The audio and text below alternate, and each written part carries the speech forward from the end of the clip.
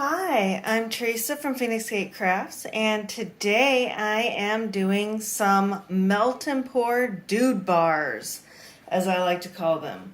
So it isn't so much that these soaps are necessarily particularly good for men, it's just that I don't think too many men are going to oppose using these soaps because they're actually going to be very good for whatever ails you.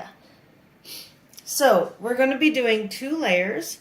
The bottom layer I'm going to be using clear melt and pour soap. This one is an aloe vera base with brown cappuccino mica and a little bit of coffee for exfoliation. I'm also going to be using the very last of my bonfire scent from Brambleberry in this bar. This stuff is very good, but I am making sure to put it in brown because it does discolor to yellow. And I find having it in a much darker color minimizes the coloring effects. The second layer is going to be with my white shea butter melt and pour soap, and I am using a combination of backwoods and serenity because I ran out of backwoods as well. So this is going to be interesting to say the least. So I'm going to start off by melting my melt and pour. Alright, so I have melted my aloe melt and pour. I used about a whole pound because I don't know how much is actually going to fit in these molds. They are surprisingly large. So, first things first, I'm going to measure the temperature of my soap. All right, it's 144 degrees Fahrenheit.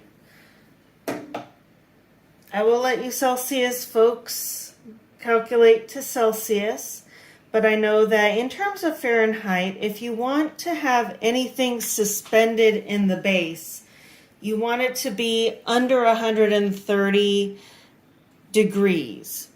So I've got a little bit of active time left. So I'm going to go ahead and remix my brown. I hope I have enough. I want it to be really, really brown. And while I'm doing this, let's talk additives. Because additives are a thing that a lot of people absolutely love in their soaps, but melt and pour is actually very finicky. Basically, if it was ever alive, and if there's ever a time when you wouldn't eat it because it'll go rotten, don't put it in melt and pour soap. Because melt and pour is a humectant, you're going to wind up in a situation where moisture is in an area of whatever your additives are and they will mold. You're going to have lovely petals and everything in your melt and pour, and like just a few days later they're going to be black and gunky and moldy and just a big pile of gross. So it's definitely a less is more situation. All right, I'm also going to be tossing in my fragrance oil. Now, typically, when you are doing, some botanicals are capable of doing this, obviously. Calendula petals, for whatever reason, don't seem to go bad. I don't know why. And I'm going to have a list of all of the quote-unquote approved items for the melt and pour. Isn't that a lovely coffee color? I'm going to check my temperature again. 134. We are almost there. You'll notice, whoa, you'll notice you're actually ready for pouring when it seems to thicken up. And you don't want to put in too many additives. Typically, you don't want more than about 5% of your soap to be additives, because too much stuff in it, one, increases the chance of mold, two, increases the chance that your bar is going to split apart and not hold together, and three, well, I forgot three, but I'm willing to bet it was important too. So keep stirring as your melt and pour cools. For one, the stirring actually helps with evaporation of heat, which actually winds up helping to prevent a skin. It's honestly just like dealing with milk over a stove. You know, you keep stirring as you're heating milk over a stove so that way it doesn't boil and it doesn't get a skin. Well, it's basically the same thing, except now you're not trying to prevent boiling at this stage. You're just trying to prevent too much cooling by remixing everything into the heat, which also cools it down a little bit faster.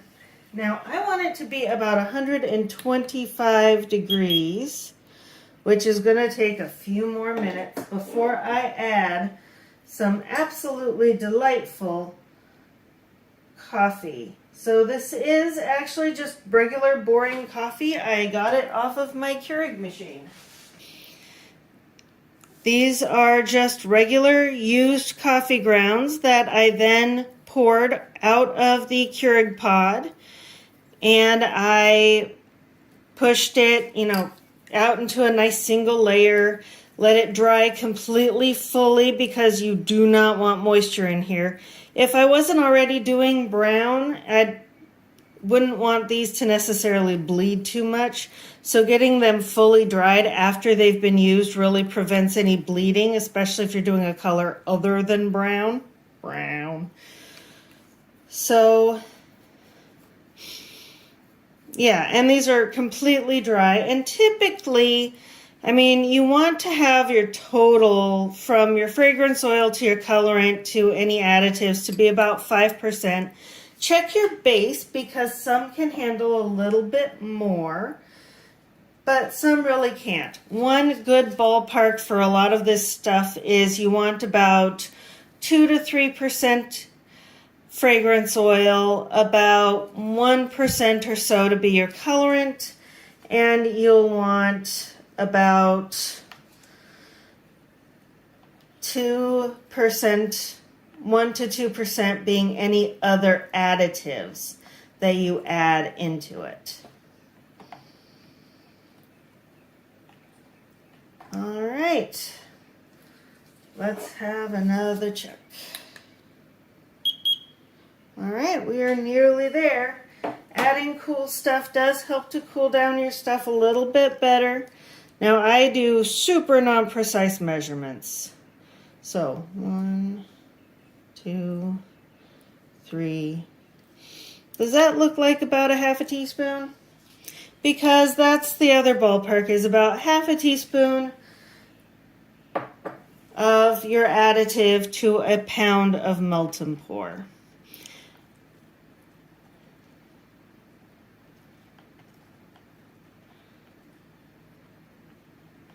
Mix it in thoroughly. Now, you can get a special base, which I do not have. I haven't found it available in my area yet. It's called a suspension base. And basically, a suspension base basically makes it so that anything you add in is kind of suspended into it automatically. So it makes it a little bit better for things like coffee grounds, or if you're doing multiple colors and swirls, because they naturally suspend and stay where you put them. Another thing you can do is just make sure that it's closer to 125 degrees when you do your pouring, which is what I am checking once again for, mostly because I'm excited. 128.5. We are getting closer. I probably could do this now, but I don't want to. I want to make sure it is done correctly. I want to feel the exfoliating properties. Now, there is a very big movement right now in the soaping industry, you know, just in the world at large, where you want things that are a little bit more natural. So a lot of people like things like coffee, turmeric, poppy seeds. These are all good and work just fine in melt and pour. Just make sure they are dry. But things like turmeric do actually lose their color over time. It might take a month or two, but turmeric does eventually go from this beautiful golden color to just kind of whatever, because it's a seasoning. It is not made for soap.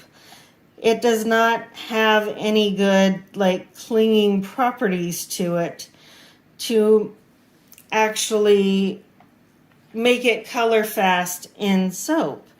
So if you're doing stuff like that, just be aware that it might not last, because in nature things do not last. I find that if you really want something to be natural, you can't be too picky about it. But a lot of things that are natural are also not necessarily healthy. For example, peppermint essential oil is actually quite caustic to the skin. So if you're putting that in your soap, you'll want to be very careful. Cinnamon oil or actual cinnamon is very bad because it will burn the skin because it's a spice. In fact, just don't put spices in your soap. I know you think a little bit of chili powder might be a good idea, but it's not, I guarantee it. So just don't put it in. Be careful with what you add. Research first. And now we're at 123.6 degrees. So now I am going to be a little speed demon. And I'm going to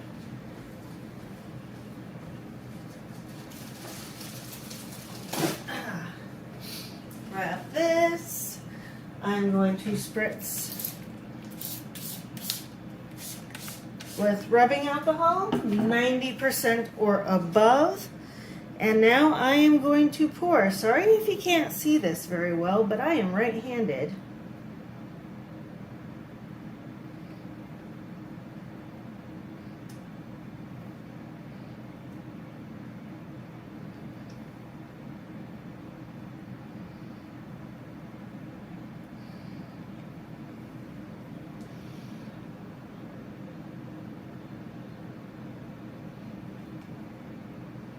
Got to be careful, because as they lower into the little depressions, they will in fact go down a bit more. So hey, look at this one's gonna just kind of be our spare bar. All right, getting as much soap out of here as I possibly can. That actually stayed pretty liquid, pretty good. I got a new brand for me, so this last one's gonna look a little funky, but I think that's okay. And now I'm going to start the whole process with my shea butter. So I realized after I started melting my melt and pour that I should have waited a little bit to actually start melting my melt and pour, because these aren't cool enough yet. I mean, that alcohol I just spritzed definitely helped a bit, but it's not going to be quite enough to help it cool down so that it develops a thick enough skin that it can handle a second layer.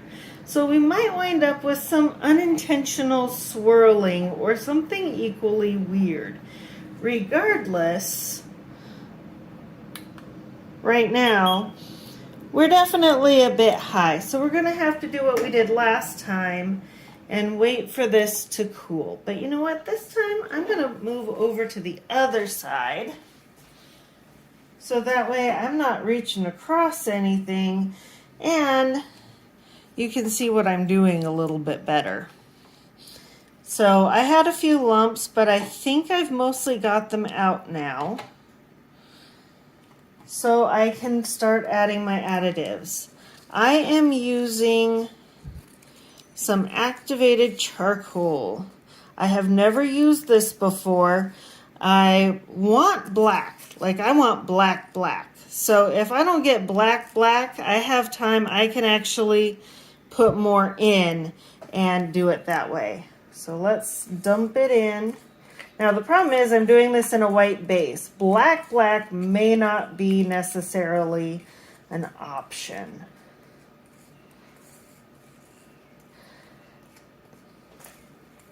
But I always want to, you know, you always try to do it in the base that's not made for it. It doesn't work out the way you hope. Things react with the fragrance oil. You know, black and white make gray. This one really is a logical thing that if it doesn't make black, yeah, see there, that's gray. I don't want to add too much more because adding, you know, some more isn't always better. Sometimes more is just more, and I've got that 5% that I have to be cautious of. So what do you think? Gray okay? I'm dumping in my fragrance oil blend. Heaven help me if people like this and I have to replicate it because I do not know the exact portions I put on anything in here. Ooh, that. Ooh, I'm going to replace my glove. Got a little bit of fragrance oil on that. Now, I guess it's a bit of a cost-benefit analysis at this point because we can do stone gray, or I can put in a little bit more. Ooh, I have an idea. Okay. That wasn't the idea, actually. This is just, there's no actual place to put this. I didn't plan this out very well, so I'm going to do that. And I'm going to, there, spritz just a couple more times. Mix it a little bit better and get at least a little bit more of my black in there. Alright. I do want it a bit more black than that. Debates. What do you think? Well, either way, I'm going to mix this in a little bit better.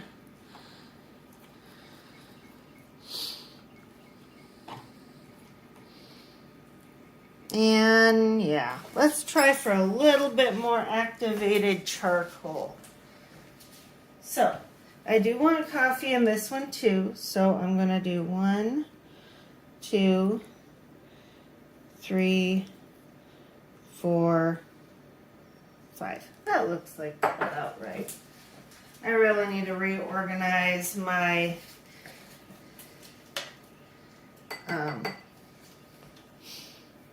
drawers. 1, 2.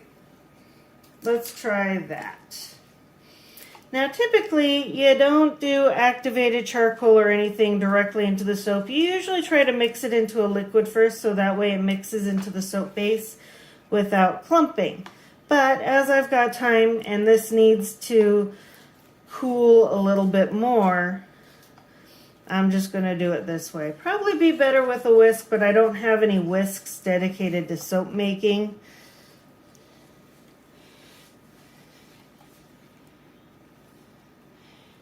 And I don't think this did too much to the color. That's the problem with the white bases. You only get so much out of the color. True black, I should have just done a different clear base. But I really like this base. So I really like the shea butter in the base. It's very nice.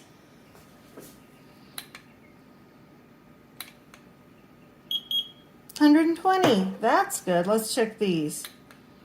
They're going to have some bubbles because I as always. Alright.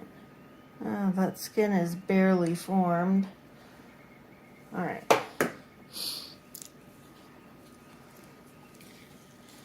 So, you don't want this getting too much cooler. Maybe 115 will be fine. But you want, see how this really easily kind of moves? That skin is very thin still. This one's not moving at all. This one is totally okay if it's just like a black bar. But I want to make sure the others actually look nice, so I'm doing those ones first. So, now that I've been doing this for forever.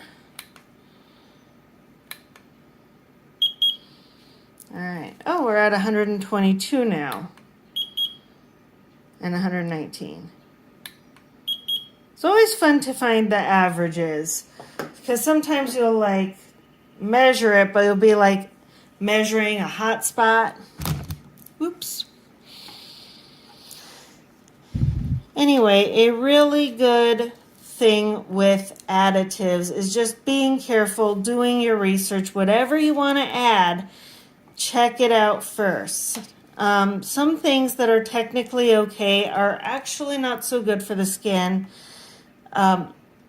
Another thing to be cautious of is walnut shell pieces.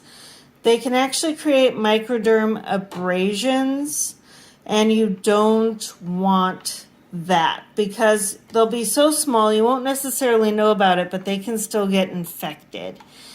And infections are just something you really shouldn't mess around with. Other things to be wary of. We already talked about the causticness of essential oils, some essential oils. So, essential oils to avoid are definitely cinnamon. Vanilla will discolor. Let's see, what else? Peppermint, eucalyptus, and lemon can all damage the skin if they're in high enough concentrations. So be very careful. I would avoid those, honestly. I did myself get burned on lemon oil or lemon essential oil because it's very potent stuff. I mean, essential oils do technically come from nature, but it is a totally human process of extracting them. It is no longer super safe to use because it is far more concentrated than anything you're going to see in nature. So I don't know if I've driven this home enough, but do your research. All right, we're going to try this from this side now.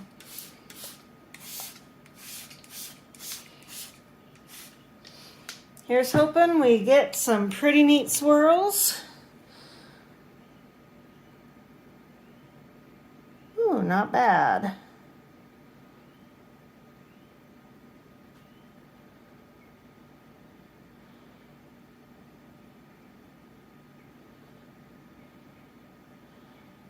Probably solidifying in my basket a little bit because I had to let it get to a cooler temperature.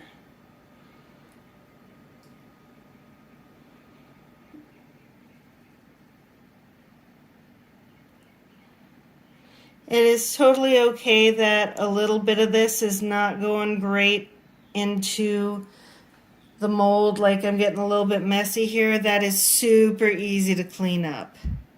And now we're going to have just a teeny tiny little hand bar. And we're going to scrape. I know I say scrapey a lot. I really love Katie from Royalty Soaps. She is so much fun to watch. I mean, like, I will never do cold process because the idea of lye absolutely terrifies me, and I'm in too small of a place for it, I think. Not to mention, I don't like dealing with such caustic chemicals. I have enough trouble with salmonella. I don't need anything else freaking me out. But, yeah. there we go, soaps. I will let these cool down for about 2 to 3 hours.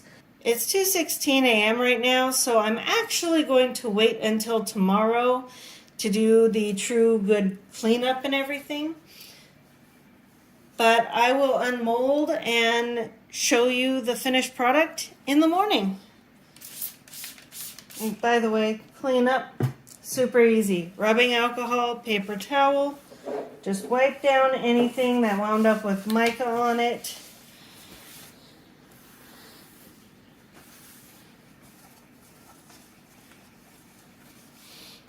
Before you put it away, so that way you have clean area and you're not likely to, poison yourself or anything. All right, it's the next day and I have completely allowed this to dry. You can see where I tried to move it. There's some rippling on a couple of these, but ultimately these are handmade, so I don't think that's a bad deal. All right, pulling it out. Nobody told me I needed muscles for this. But yes, this is my final dude bar. So the you can kind of see that the coffee did kind of settle. It wasn't cool enough for that. I mean, it'd do a lot better if I used a suspension base instead of just a regular aloe base. But I actually remembered to spritz the rubbing alcohol in between, and I wound up with a layer you can't feel separation on. And this side looks pretty nice, and this side was cool enough that you can see little bits of coffee floating. However, I didn't spritz and I wound up with some little bubbles. But ultimately, not bad. Let's get another one out here.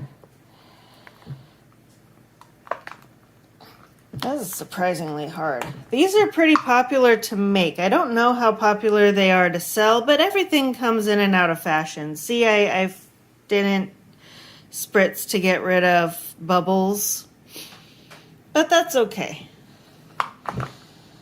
Honestly, anything is okay. So, I think I'm not going to unmold this little one, because I can just put more stuff in it and it'll be one heck of a random bar. If you'd like to purchase these soaps or anything akin to them, go ahead and find my Etsy shop at etsy.com/shop/PhoenixGateCrafts. And I'll see you in the next video. Happy crafting. Bye.